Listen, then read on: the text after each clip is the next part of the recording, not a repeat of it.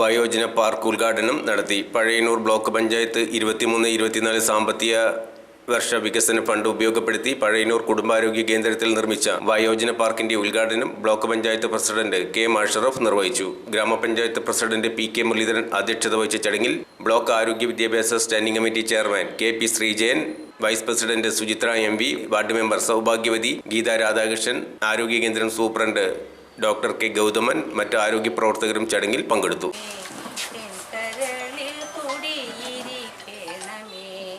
എന്റെ പാദം ഇടറാതിരിക്കുവാൻ എന്നും എന്നിൽ കൃപ ചൊരിയണമേ.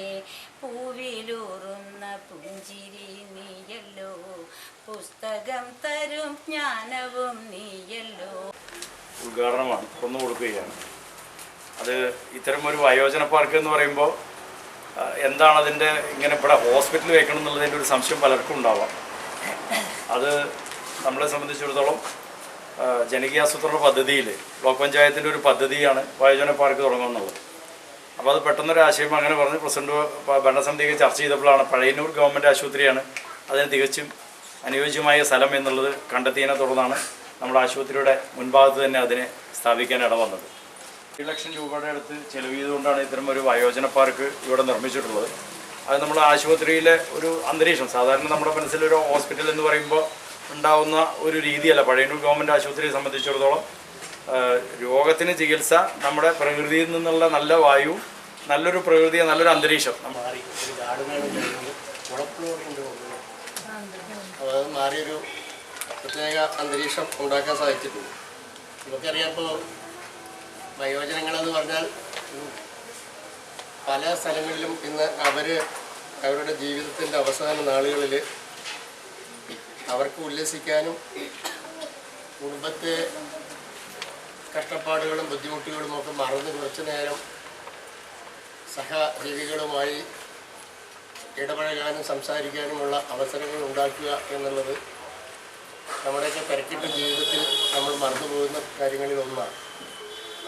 പലപ്പോഴും അവരുടെ ഈ അവസാന സമയം എന്നൊക്കെ പറയുന്നത് പോലെ ഇപ്പോൾ നമ്മുടെ ശരാശരി കേരളീയൻ്റെ ജീവിത രീതി അനുസരിച്ച് ഇപ്പോൾ 80 വയസ്സിന് ശേഷമേ ഉള്ളൂ വയോജനങ്ങൾ പറയാൻ പോകുന്നത്. അല്ലെങ്കിൽ ഇവിടെ ഇരിക്കുന്ന ഭൂരിഭാഗം ആളുകൾ വയോജനങ്ങളായിട്ട് കാണുന്നു. അതുകൊണ്ട് ഞാൻ നിങ്ങളും വയോജനങ്ങളായിട്ട് കണ്ടു എന്ന അർത്ഥത്തിലല്ല. അപ്പോൾ ആദ്യ പാർക്ക് ഇതിനെക്കുറിച്ച് ആദ്യമായി ആലോചിച്ചപ്പോൾ തന്നെ